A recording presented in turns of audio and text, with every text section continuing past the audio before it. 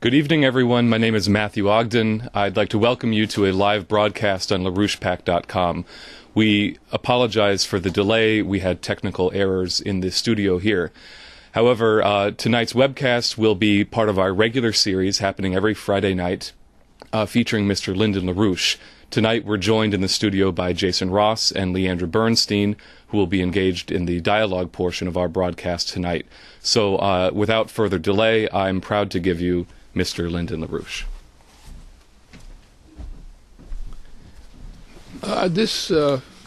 Today, earlier, I had a piece from the New York Times, which I'm just going to refer to because it brings into a subject which goes into several levels and is of general significance. Now, what's happened is, as you know, some time ago, the British monarch prescribed the reduction of the human population from 7 billion people to approximately 1 billion people.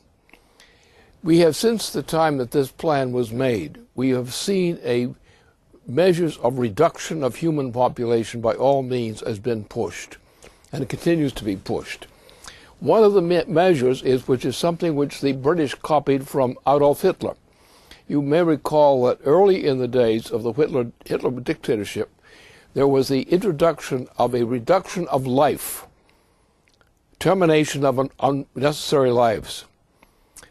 This program was the basic program of the Queen of England a couple of years ago. The program of reducing the human population from 7 billion people down toward the goal of 1 billion people. Now, since that time that was put into place, it was put into place during the Danish period of this whole effort by the British. Well, the Danish didn't accept it. But the same program goes on. So the purpose is to reduce the human population from 7 billion to slightly over 1. That's the policy. And that doesn't mean that's what they intend. That means what they say they intend. So therefore, we've seen in this period, we've seen exactly that process underway. And there is no difference between essentially what Tony Blair set into motion for England and cooperated in pushing into the United States through the Chicago Channel that he goes through a lot of times. So that we have that. Now we're getting two different kinds of programs which all amount to a savage reduction of the human population in general, a reduction of the population in Europe, in the Eurozone, and a reduction in the United States itself. Today we had messages from Ezekiel Emanuel was reported, or his program was reported, which is in this nature. Now, what is being proposed in this report from the Times and similar sources is that they're now going at the Blair's program for reduction of the population, withdraw sustenance to bring about an end of life. So the idea of a general end of life program is an integral part of the program under this president in particular. It didn't begin with him, but he's been a key factor in pushing it. He's also, he's been killing people all over the world with complete, like Hitler-style stuff. And so we have a truly Hitler-style operation. If we go back to the beginning of Hitler's reduction of life program, it's on fully now. For example, the taking of foodstuffs and converting foodstuffs into fuels under conditions where we don't have enough food to meet the coming demands of our population means that we are faced with, under Obama presently, we're faced with genocide against the American people, as well as Europeans, especially the Greeks. And now it's going to be Spain and Portugal and Italy next. We have a program of genocide, which is the opening phase program, and something more than that, of Adolf Hitler. As implicitly, this current president of ours, still sworn in now as president, is continuing to push a program which is a virtual carbon copy of what Adolf Hitler did in the beginning phase of genocide in Germany and elsewhere. And that's what's in place now. So that when we're talking about issues, we're talking about policy, first of all, anyone who is supporting the demand that foodstuffs be used to be converted to fuel, as for automobile and power sources, should be charged with being in a Hitler-like program.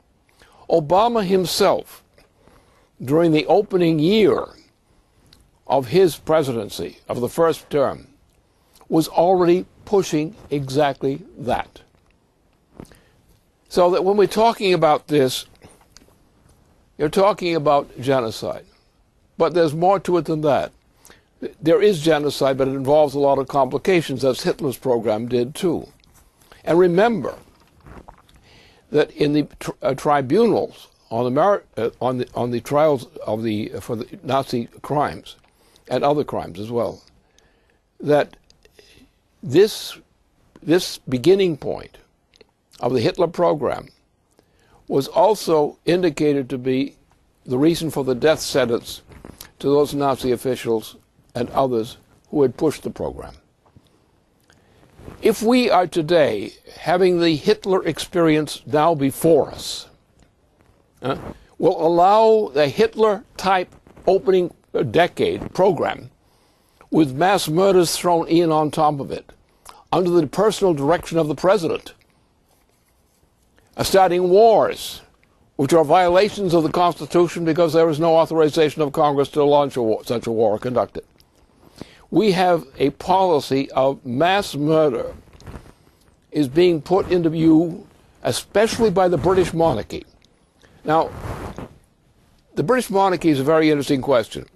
First of all, you know, we've had two 9/11 experiences recently.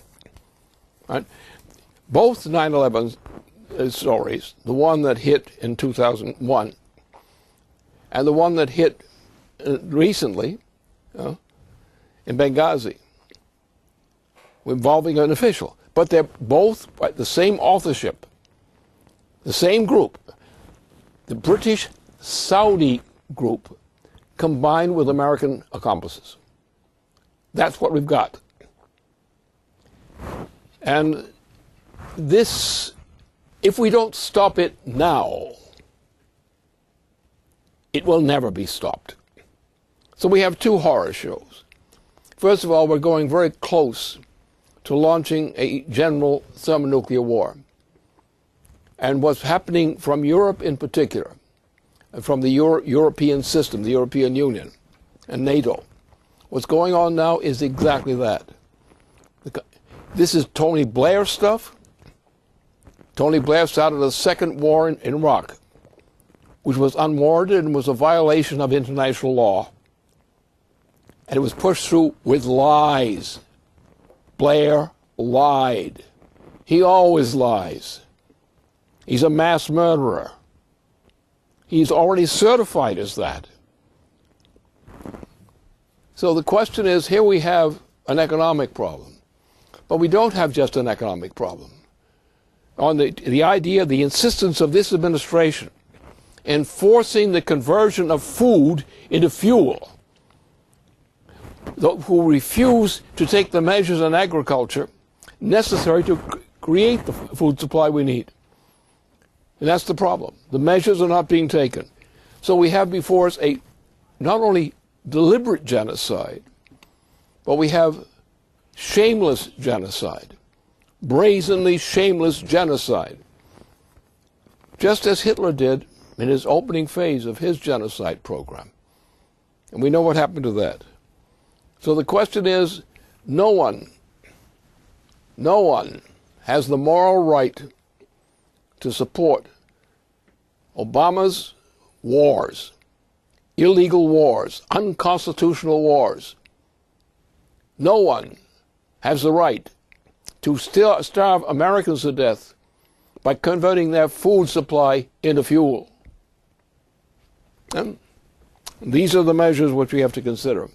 And you have this discussion in the Times that occupies most of the editorial comment column. And it pertains precisely to this. And I won't even go through the details of what this says. It's in today's Times. But it's awful. It's disgusting. It's immoral beyond conception. It is truly the spirit of nothing less than Hitler stuff. And it's worse because it's coming now after the Hitler program experience has happened. It's now being repeated after the Nuremberg trials and everything else that goes to it. And the fraud that was conducted even in that period. Some of the things that were said and weren't said were very bad then. But this I think, is the crucial thing. We're in a period where you say talk about government policy. How can you talk about government policy without blushing? When you don't take the measures to prevent this process from continuing. Now we've got another aspect to this thing, which is also acute. The whole fraud about this shooting in Connecticut. Now the shooting happened.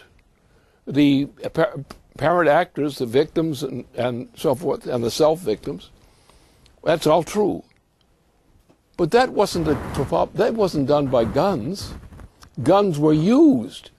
You can't indict a gun because the poor gun is being used. He has no willpower to decide whether he's going to be used or not. So the problem is not guns. The problem is sick people who use those guns as sick people do, mentally sick people.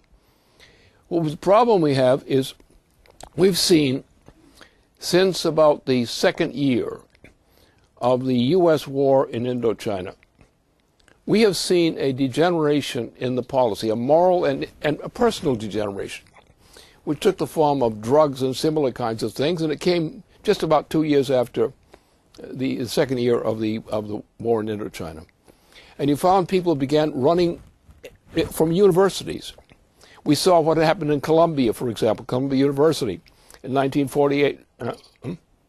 These guys were saturated with drugs. Their ideology was criminal. The main product was spreading venereal diseases. I don't know, from Chicago into Chicago, but there was a lot of venereal disease going on. And so what's happened is we found with the lack of meaningful employment, the lack of challenging employment, intellectually challenging employment, which is what makes the difference. People have to take pride in themselves. If they don't take pride in themselves, they'll do anything. If they don't see themselves as a person of value, they don't see what they're doing as an expression of value, they become demoralized, and so forth. What we have is a very serious problem of mass insanity among our young Americans, say in their 20s. And the cases are complicated, but they're all almost the same thing. It's a combination of drug addictions and just plain insanity. It's correlated with the fact of the lack of significant employment. By significant employment, I don't mean money. I mean an adequate income. But I mean significant employment is the opportunity to do something which defines you not as a clown, but as a person, as a productive person.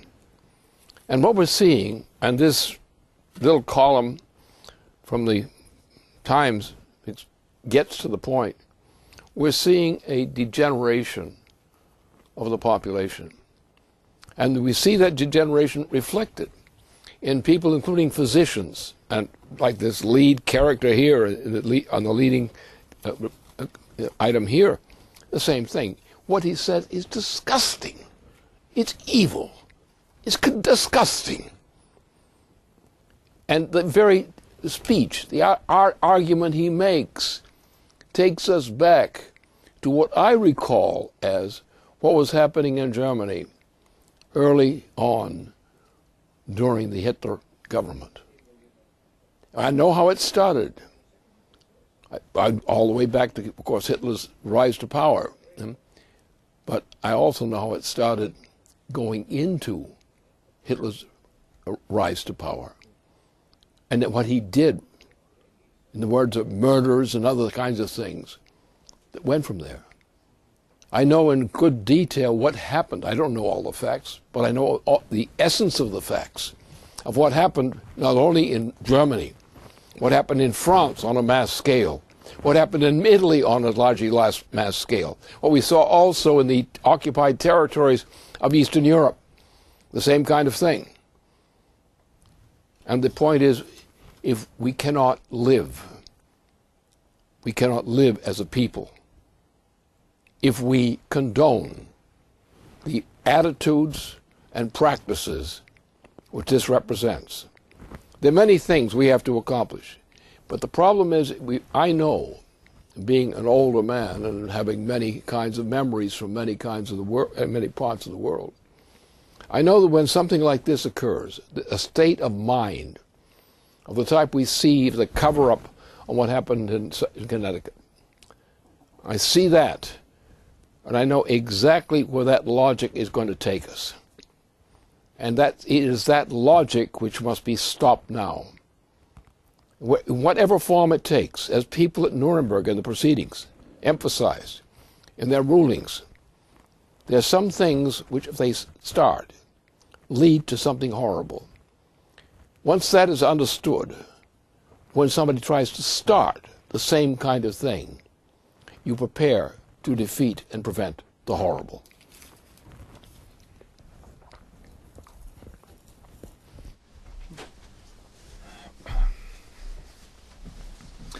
Thank you very much, Lynn. If you're just tuning in now, this is a live broadcast with LaRouche Pack TV. It's a regular Friday night broadcast.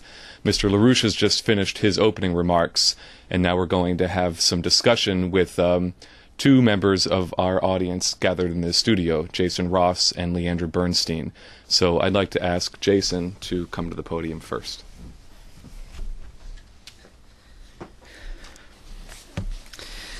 Well, and I got a question that comes from an institutional contact, and it relates to what you were bringing up about Ezekiel Emanuel. In a January 3rd report called Growth Forecast Errors and Fiscal Multipliers, which is kind of a... Anyway, that's their title. The head of the IMF, the head economist of the IMF, Olivier Blanchard, had a sort of a mea culpa. He said that in Greece in particular, which implemented the policies of the IMF, the fund had assumed that for every dollar in cuts, there would only be a 50-cent reduction in output in the economy. What they found was that instead, for every dollar in cuts, the overall economy collapsed by more than that, by at least $1.50. So that meant that every cut in spending, far from reducing any budget deficit, actually increased it. Now, these cuts in taxes have included a 25 to 50% cut in pensions, a 50% reduction in the minimum wage. There's been an 80% drop in the purchase of heating oil due to its cost, and air pollution in Athens has increased by 400% due to people going to the lower technology of wood for heat. So the conclusions of the IMF really should come as no surprise. There is a point in the economy where all the fat's been cut, and any further cuts dismantle and take apart the physical productivity of the economy, and that point was reached long ago.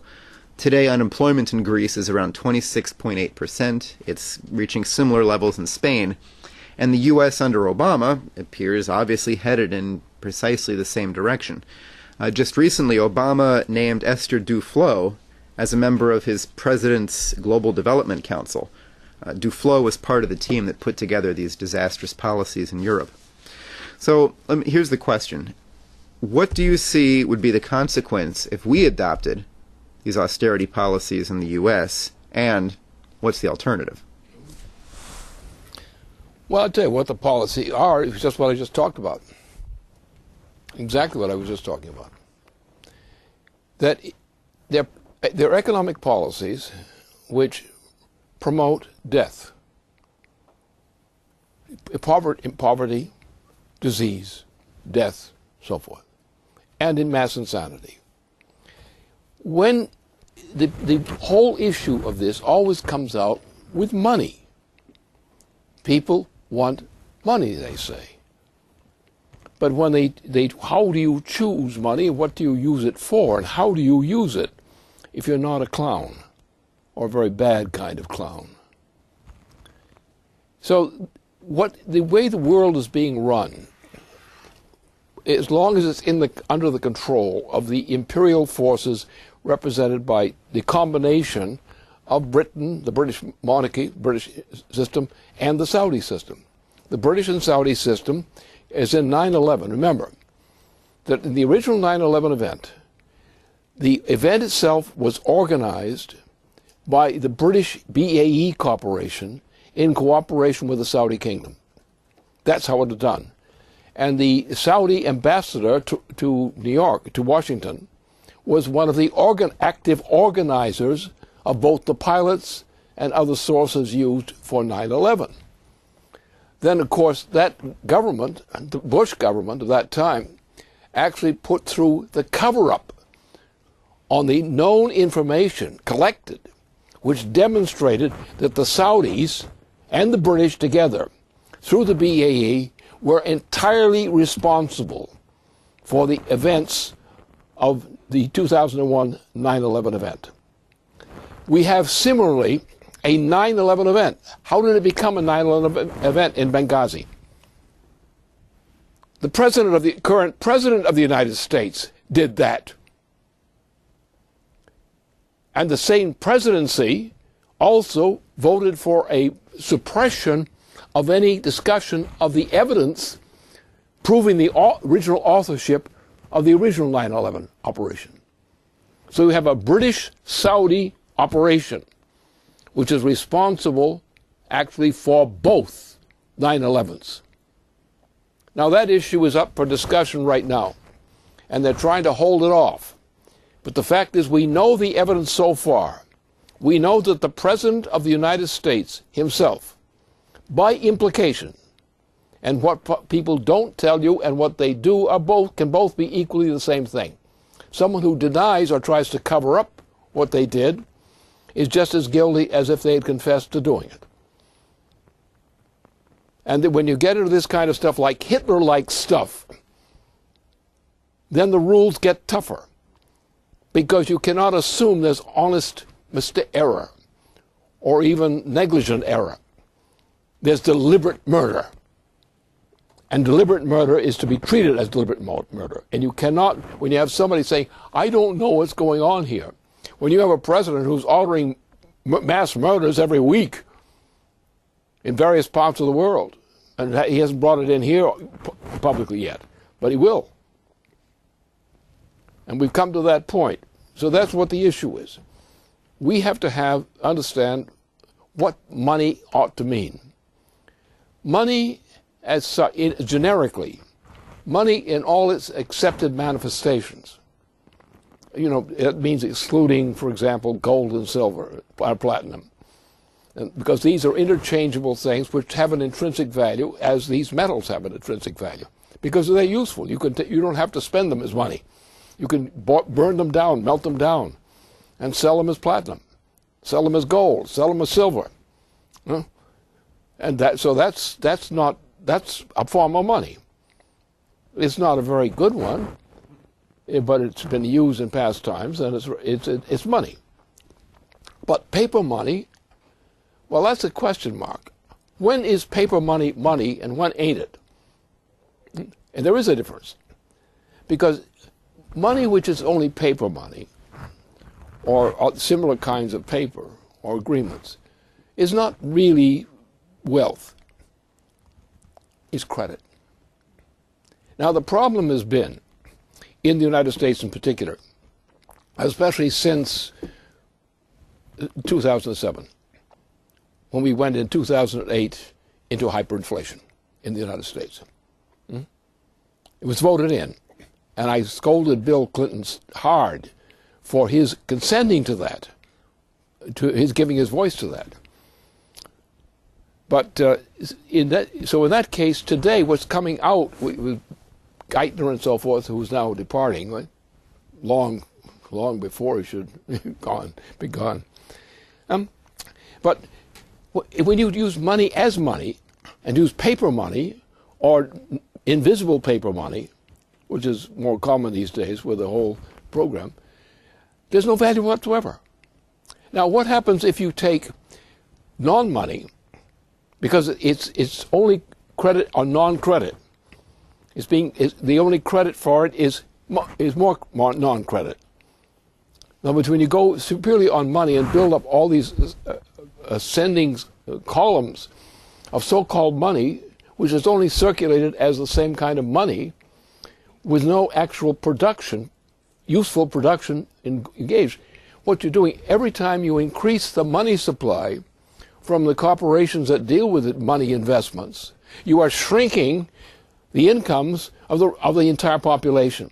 In other words, the more rapidly you grow with this kind of money, runaway money, which is money exchanged for money only, you are not getting wealth. You're not getting value. You're impoverishing and ruining and breaking up the economy. So we have to get rid of this idea that money has an intrinsic value. But also the point is, even gold and silver and platinum, when used as money, are not very useful. Because by their very nature, they're just swapped around. They don't go into the production of anything. As a matter of fact, if they use in that way, they take away value, not increase it. So the only kind of money that's worth anything, real money, is credit. Alexander Hamilton's idea of credit, period. That was taken as a constitutional principle. Because he solved the problem. The United States had won its freedom, was sovereign nation, but they were bankrupt as the costs of war and so forth, and the persecution by an enemy power called the British Empire. How are we going to get money? How are we going to buy things? How are we going to get an income? And Alexander Hamilton proved in his 3 famous statements exactly how you do this thing. So Alexander Hamilton made the Americans intelligent on money. And then when they killed Alexander Hamilton, it was a murder. It was not a duel, it was a murder. Hamilton discharged his weapon upward. Then the assassin shot him, and he died from that. Now, the assassin was about to be brought to trial for that murder, and the charge was murder.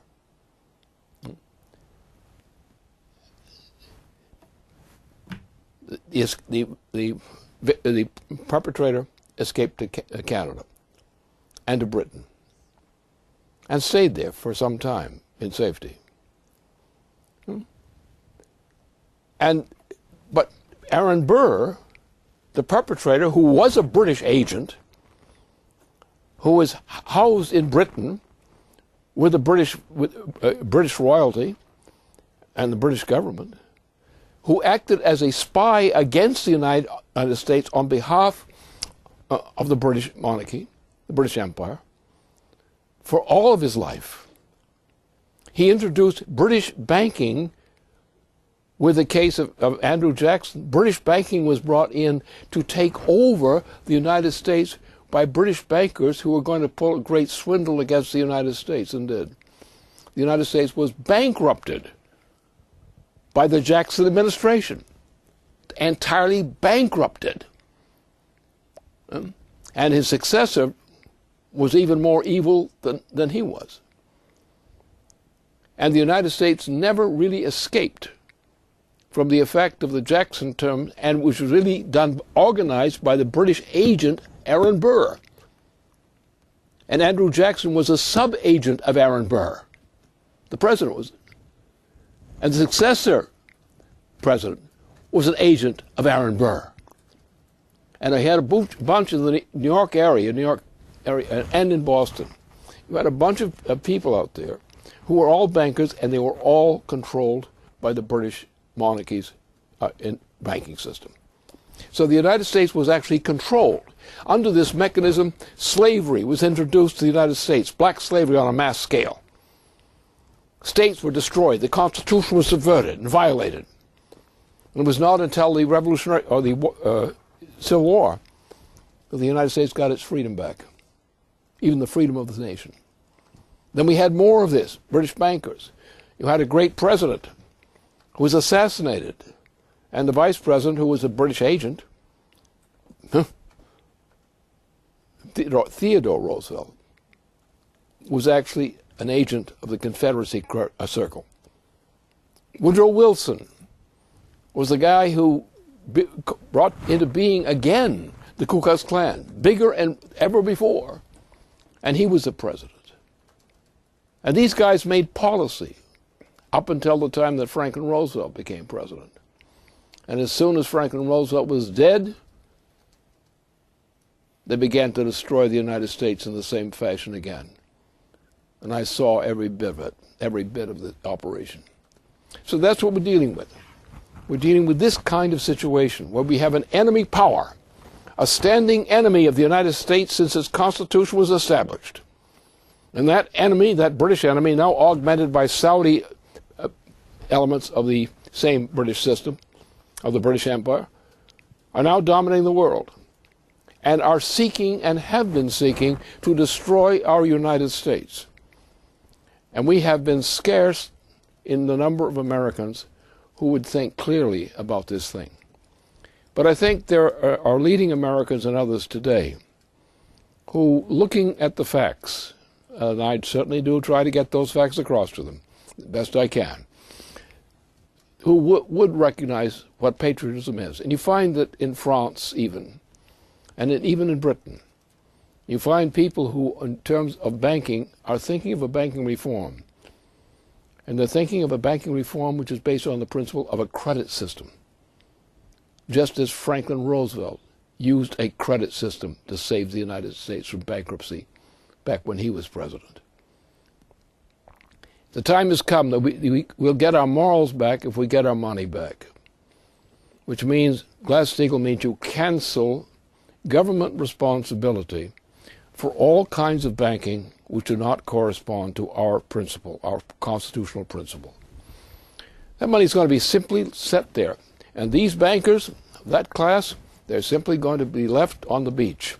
If they can make money on the beach, earn it honestly, more power to them. If they go bankrupt doing that, more power to them. But we're going to save our United States. We're going to establish a credit system of the type that was defined by the then first Treasury Secretary of the United States. And that's the solution. And so the various kinds of evil that we face, or stupidity that we face, sometimes stupidity is also a pure evil, is the issue here.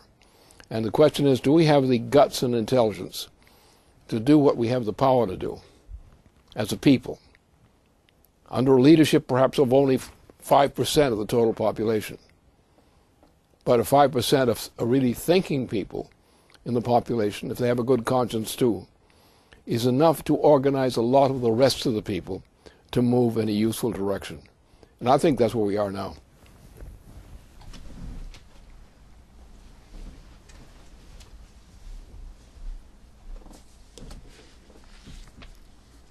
Now, I have a question about that really brings together each of the three steps of the proposed three-point solution: the Glass-Steagall implementation, the credit system, and then the large-scale projects, in particular NWAPA 21. Now, just this past week, the National Geographic blog featured an attack on NWAPA, the North American Water and Power Alliance, the JFK-era mega project, which we've revised as a continental water and resource managing program. And the attack was written by an associate of the Nature Conservancy. And it begins by, reporting on a bunch of proposals to balance the water budget of the Great Colorado River.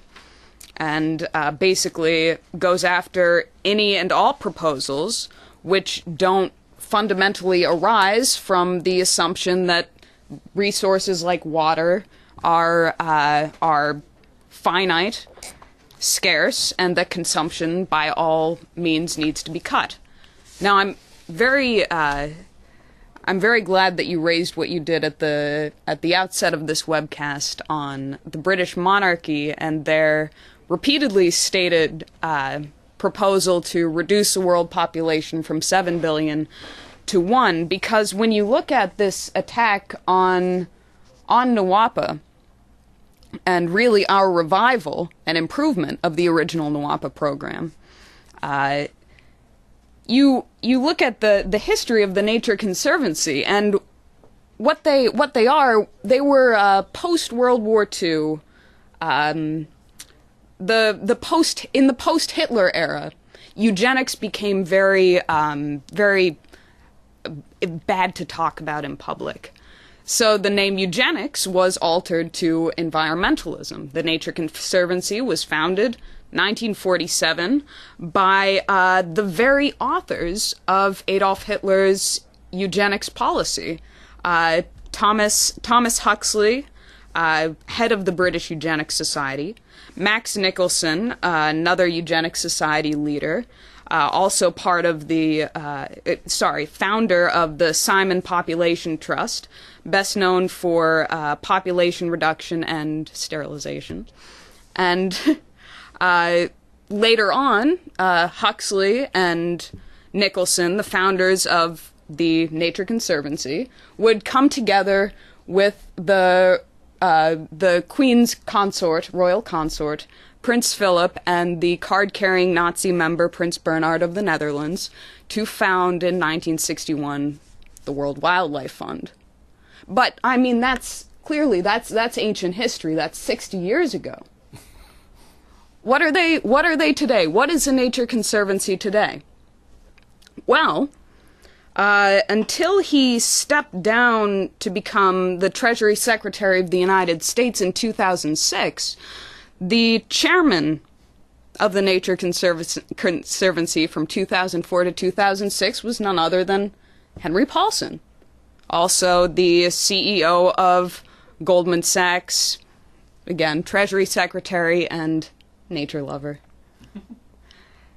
Oh, but then after Hank Paulson left, the now chairman of the Nature Conservancy is a gentleman named Mark Tursick, who is the former managing director at Goldman Sachs up until 2008 when he joined the Nature Conservancy. Now, I don't want to give people the wrong impression here.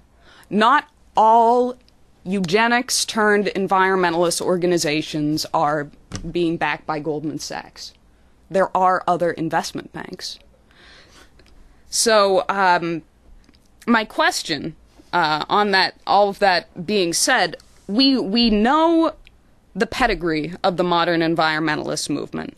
We know their financial backers, which include, of course, most famously, the Queen of England. We know also their violent opposition to any kind of creative or productive development of our national territory, of nations' territory, and what they've misnamed finite or scarce resources, such as water, energy, and food. So my question is, knowing this pedigree, what is the impact of the first step of the three-point program, Glass-Steagall, on the third step of the program, large-scale infrastructure projects such as Nawapa, our upgraded Nawapa 21? Mm-hmm. Well, Nawapa is the easiest thing for me to categorize as to what the policy issue is. Simply, we would probably get a very large increment in water supply of the United States by Nawapa. It's the usual thing. Now it takes a big investment, but it's a profitable investment. You get much more back than you ever spend. And that's the characteristic of a credit system. If we don't put NWAPA in, the death rate in the United States is going to increase. We see the situation now, for example, because of these kinds of policies, what we did not try to develop the water system of the United States, not even that of the Central Plains. We drove down the water supply. In other words, we did not increase the net flow of water through that acreage. They reduced it. Why did they reduce it? Because of corporate interests took over, and they didn't want to develop the farm system as a farm system. The farm system operated by pulling down the deep reserves of the water supply. The land level subsided. The fertility of the soil was gone. The weather went bad. Why? Because we didn't do the right thing. We drained down the land area by deeper and deeper drawing up the water. And we made it dirty. We made all kinds of problems. We killed our agricultural industry. We increased a really unlawful system like Monsanto and so forth, where they own the seeds of to perpetuity, and they even take a big profit on top of that as a finder's fee. So this whole process is of that nature. Now the more crucial thing, which is the same thing, but to make it more crucial, we have two categories of living species on land that we deal with. Two categories. One are species which naturally increase their value as species. The other are those which decrease their value as species. What is happening, what the greenie is a person who is determined to decrease the value of his own species without removing the feces. But that is exactly what this is. Any population, particularly the human population, that wants to go back to the Stone Age or something similar in terms of their policy, combined with the determination to have a reduction of the population from 7 billion to 1, and to make them more ignorant, to make them less productive. How many people in the United States have actual productive employment? They have make-work employment, which doesn't produce much of anything. And then on that basis, they say, well, they have to reduce the income of the families. They have to have lower wages. Why do you increase the money demands? Thereby, you reduce the population by methods of starvation and increased stupidity. Well, this is not unknown to us. This is what happened to the Roman Empire. The Roman Empire, in the endeavor to maintain itself, destroyed itself. And it came back later to something else. Then we had something in the Greek-speaking area. They did the same thing. They went to hell the same way. Then we had the Venetian system. Now, the old Venetian system, which replaced these other previous systems of empire, caused the greatest deadly epidemic that mankind has ever had, that we know of. So the Venetian system was the most mass murderous of all up to that time. Then they came in with a new Venetian system. Now, the new Venetian system, which was based in the Netherlands, this system was first organized itself in big bands to destroy France. So the attempt of destruction. Now, France had been the leading nation in economic capabilities in Europe. It had been absolutely leading. Louis XI.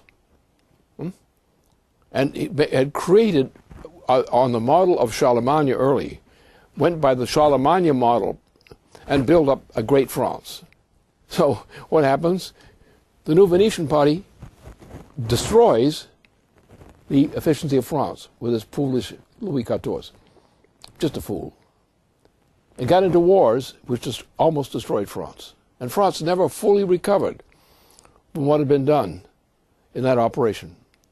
Then the same creatures, went out and invaded the British Isles, committed a great slaughter of the Irish and other such things. And out of that came the birth of a new system, a new monarchy, which became the British monarchy. And the British monarchy evolved to become to the British Empire. The British Empire was designed as an empire to be a world empire by the officer who actually organized that arrangement. The British Empire is an empire, and the characteristics you may find the characteristics of the British population, the Irish population, the Scottish population, the Welsh population, well, may be quite different. Their goals in life may be more human, shall we say, much more understandable to human beings than some of the things that go on in the British court, or like Tony Blair. So, therefore, the issue here is what we're seeing in this phenomenon. We're seeing the reflection of the imperial system, the same imperial system that destroyed Troy. That principle of the imperial system. And that's what the problem is. And we're getting, again, now the United States is being subjected under British direction, British imperial direction, mind you, to destroy the population of the United States, as the large sections of the empires of the past have each gone through systemic destruction, as was the original Venetian Empire did. And the human species is headed toward hell if we let that continue. Now, the other part of this process is that no species that fails to rise to a higher level of species in terms of their richness of development, no such species will survive. The whole system of the universe, whether just living systems or the human system as such, can survive without evolving to a higher form of life than it had been before. All evolution of human life, of animal life, depends upon increasing the relative energy flux density of the system of species embodied. So therefore, what these poor fools are doing, the environmentalist is an idiot, but a dangerous idiot, who wants to kill his own species as much as possible. And this is the lesson of the evils that have happened in the region, that region of the planet, the Mediterranean region, in known history. No species can survive if its role in its own life is to lower the standard of living of that species, the standard of development and self-development of that species. Whole species, most of the species that have existed on this planet are dead. Not just the people or the individuals, but the whole species is dead. Anyone who wants to follow this policy is saying, well, let's make the entire human species go dead. That's his policy. Now, I think the best thing we could do is declare people who have that belief clinically insane and put them under protection so they can no longer continue to harm themselves or others.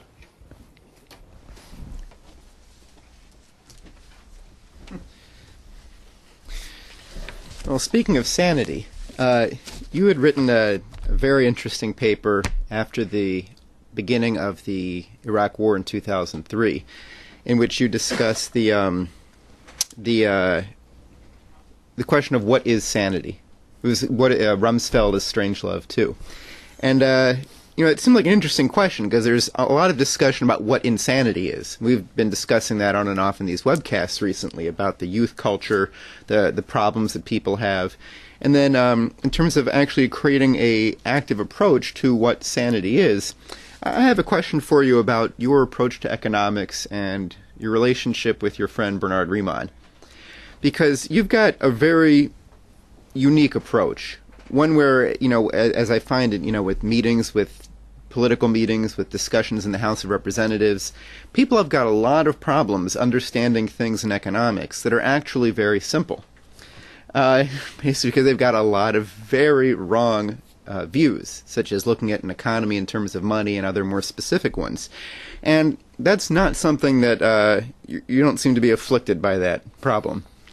Now, in your new paper, whose name I don't recall at the moment, your latest paper on the website, you discuss the connection between your thoughts as a young man when confronted with Euclidean geometry and your rejection of that in favor of a physical approach to geometry. And you recount your later exposure to Bernard Riemann as sort of putting these things together for you. I was wondering if you could tell us how Riemann, or how this idea has shaped your view of economics.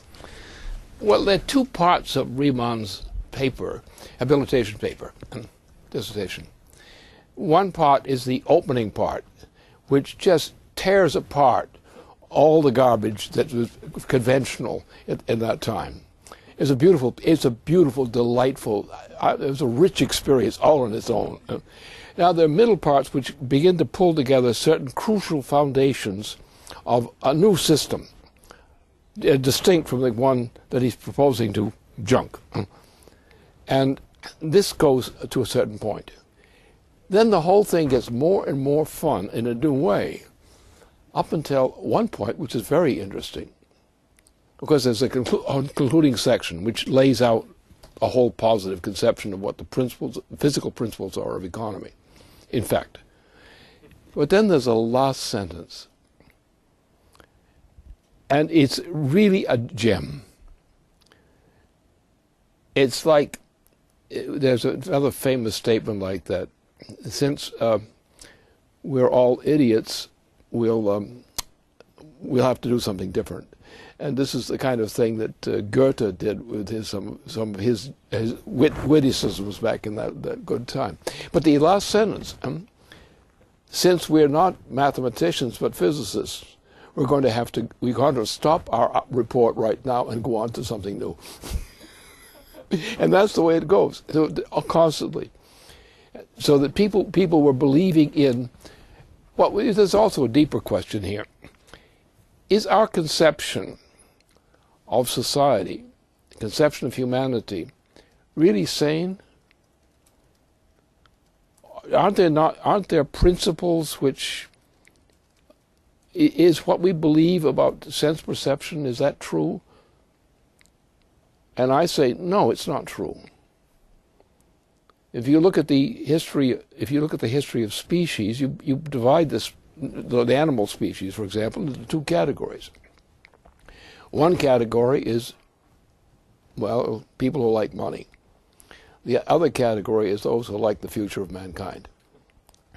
And that's the difference, and that's what Riemann represented. And you see this. It comes most to the fore. That specific thing comes most to the fore with Max Planck and Albert Einstein. They are the two most typical people who represent that bridge of what Riemann intended, what Riemann's intention was. It goes into many things which are valuable. He didn't live very long, so what he did for Italy, science in Italy, was tremendous. He practically created a science, Italian science. And it involved all kinds of wonderful things, which I dealt with in terms of some of my projects back in the strategic defense period. And it was all already there. And it was Riemann who, with his relationship with this group of Italian friends, largely from northern Italy, but they moved down around Rome and had this big lake, they did their things. And so he actually created a leap in science, which was specifically a branch of his work, because he had this disease, and he was going to die of it, because the whole family had this particular type of tuberculosis. And so he would live more and more of his time in Italy, because he couldn't stand the cold climate, because he was dying, effectively. And he was spending his time while dying in working with his Italian friends, and made some absolutely brilliant achievements. And I saw some of those in various museums and in talking to people. And when I did the space program, which I did then, that was one of my plain features. I actually had an Italian designer who designed the aircraft, which was used intensely to get to Mars. And that was an Italian designer who changed the configuration on a plane, and with a known fuel system, a type of fuel system, and that would have worked. I don't know if it would have gotten to Mars, but I wasn't worried too much about that at that time. I thought about 40 years we should be able to do something in that direction. But that was the idea. But Riemann is very precious to me, because he has, despite the kind of sad life in terms of health care that he lived and the kind of conditions under which people in science lived then, that this man had a tremendous sense of humor, which you find displayed in the opening section of his habilitation dissertation. He tears every piece of idiocy apart before getting on to serious business. Now, the man is brilliant. He's up, and he's one of the greatest minds. And I put him together immediately. He belongs together with Max Planck, who was really a super genius in many respects. He was a great musician, as well as being a great physical scientist. And he had similar affinities with Albert Einstein, who had similar a musician and scientist. And so these kinds of people are the ones who, from proximate to my own existence, are the ones that I feel most comfortable with.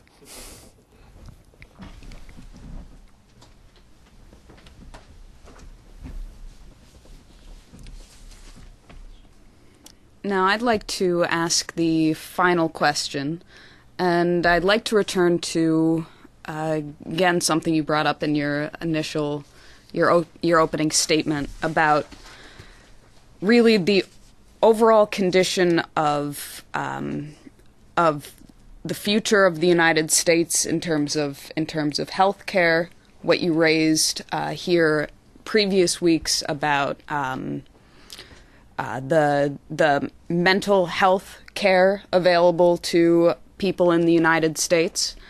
And it's interesting, we recently published a report that came out on the United States, titled U.S. Health in International Perspective, Shorter Lives, Poorer Health. And basically this report compares the health in the United States to, I believe it's 16 other industrialized nations, and essentially in terms of male life expectancy, the United States is ranked at the lowest of all the other OECD nations. We're less healthy and die younger. If you make it past 75, you are golden. It actually came out in the report. If you're past 75, you're basically going to live as old as Moses. But for people who are under 50, the likelihood of their dying, not just from homicides, not just from drug-related deaths, but from preventable deaths, from diseases that we can prevent, is at a high for all industrialized nations, and now this obviously is in part in the context of the flu epidemic in the United States, where, on top of high infant mortality which this report discussed. We now have people, young infants and elderly dying of the flu. And here we are in the 21st century. But while we have the most expensive healthcare in the world, we still don't have sufficient healthcare. And I'm reminded of a report that came out from the chief of the International Red Cross on the situation in Great Britain. That was where the chief of the Red Cross was asked, do you see the possibility for unrest, violent unrest, as a result of the socioeconomic conditions in Europe? And the answer was absolutely.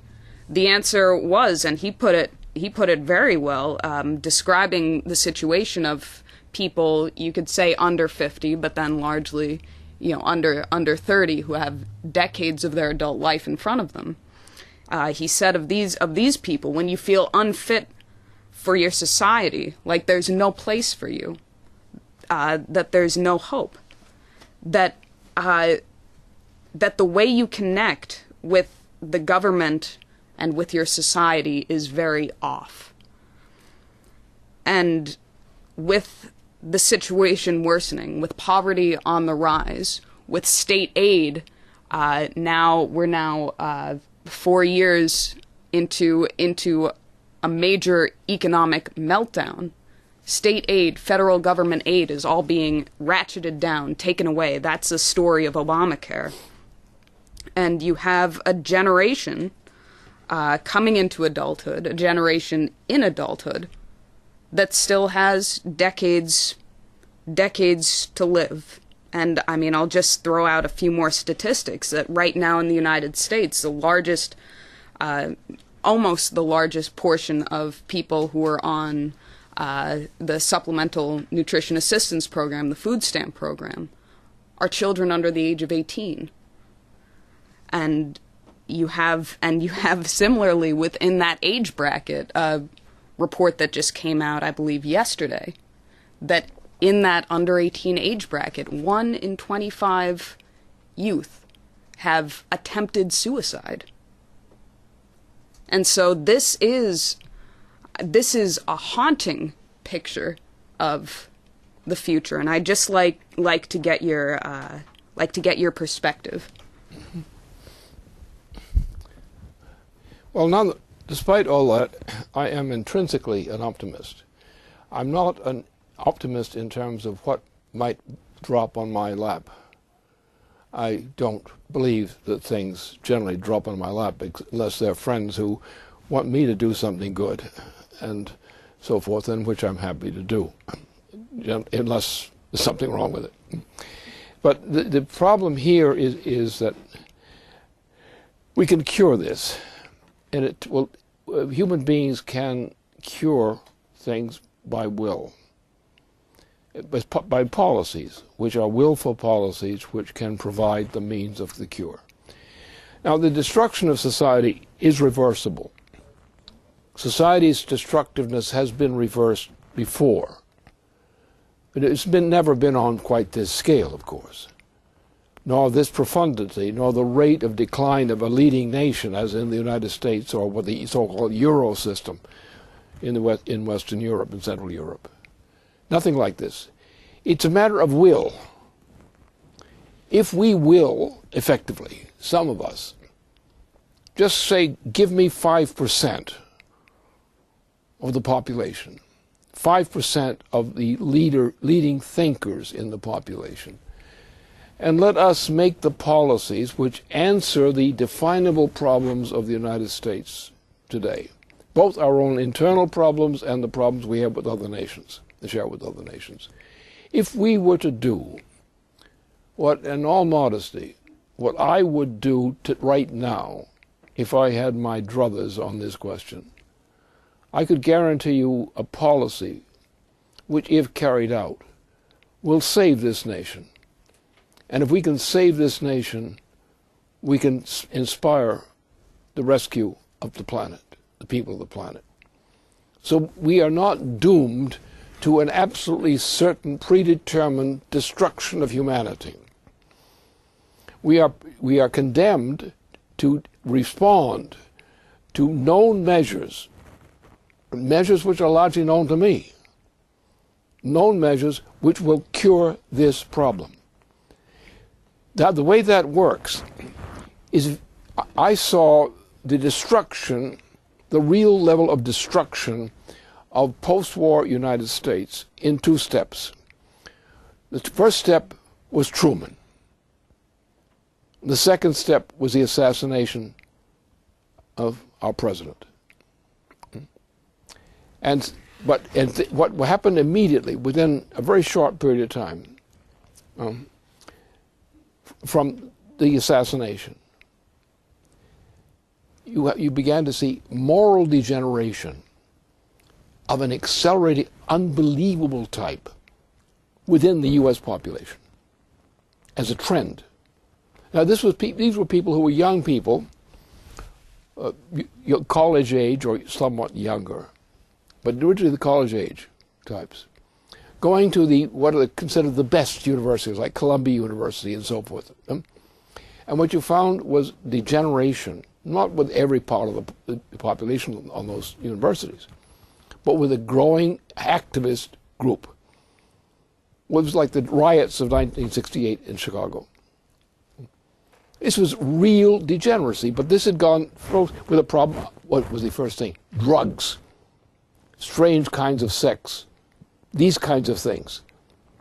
And we produced a massive population of degenerates, like the degenerates who were associated with our current president. And he was the crony of these people. He was cultivated by them. And they were the degenerates. We had a whole mass, a spread, from people who had been as children. You would think they were promising young people, say 1960, 1962. You would think of these, even 64, you would think these young children are a promising new generation, despite Truman. And Truman was evil. But despite that, so that we had then the ability, under the leadership of that president, to rebuild something, as was shown clearly by the launching of the moon shot, NASA. The very fact, the assassination of Kennedy, and the quick beginning of it frightened President Johnson, who admitted he was terrified. He said, if I don't go along with this war, they're going to shoot me next. I can see the rifles aimed at me. That's what he said. And he acted that way. He gave in. And he gave in all the way to the doors of hell for the United States. And since that time, the United States has never made a single net step in policy which did not lead to downward.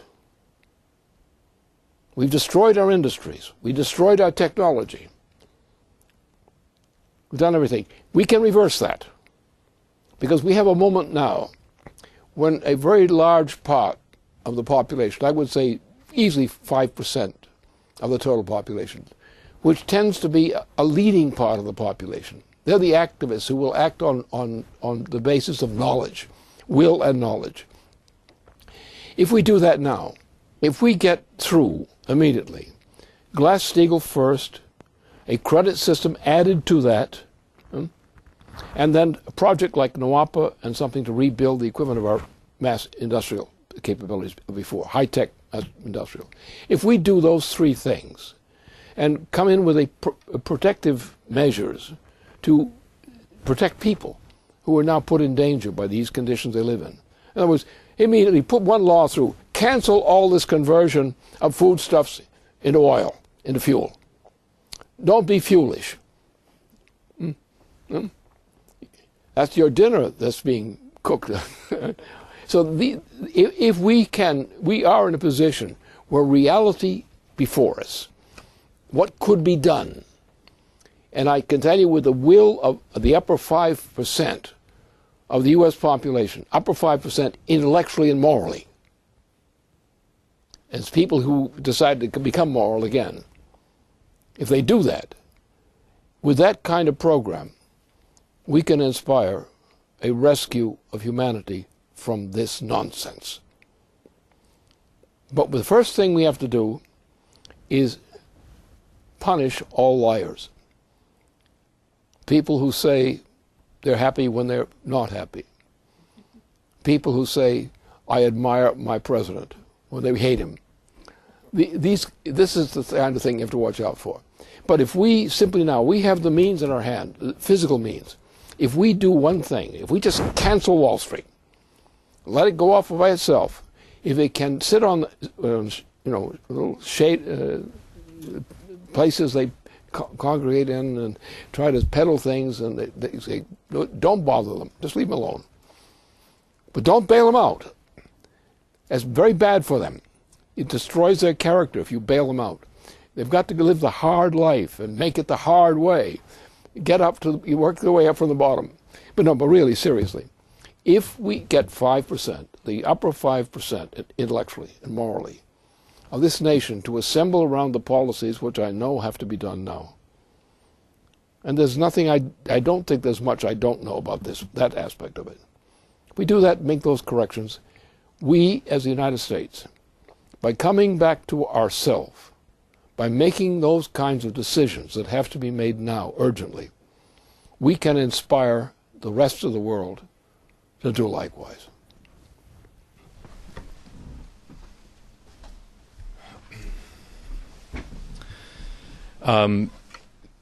That brings a conclusion to our webcast tonight. I would like to say before we sign off that, as most of our viewers do know, there is a bill currently in the Congress, in the House of Representatives, which was introduced by Representative Marcy Kaptur, which is H.R. 129.